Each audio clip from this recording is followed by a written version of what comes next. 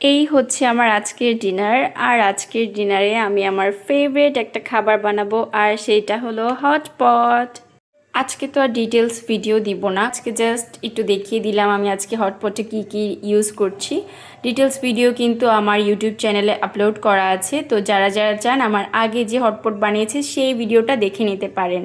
আজকে আমি হটপটের জন্য নিয়েছি এখানে সসেজ, মিটবল, আর এখানে আছে চিকেনটা আমি একটু বেশি করে নিয়েছি, চিকেনটা হটপটে দিলে অনেক বেশি মজা হয়। আর নিয়েছি নুডলস, আর এখানে 2 ধরনের মাশরুম আছে, এই মাশরুমটা কিন্তু খুবই মজা, আমি আগেও বলেছিলাম। এখানে বাটন মাশরুমও আছে, আর নিয়েছি শ্রিম্প।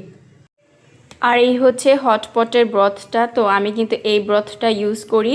আর পানি এখনও ফুটছে, একটু পরে আমি এটা দিয়ে দিব।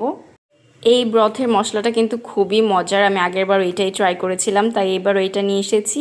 আপনারা কিন্তু এটা ট্রাই করতে পারেন।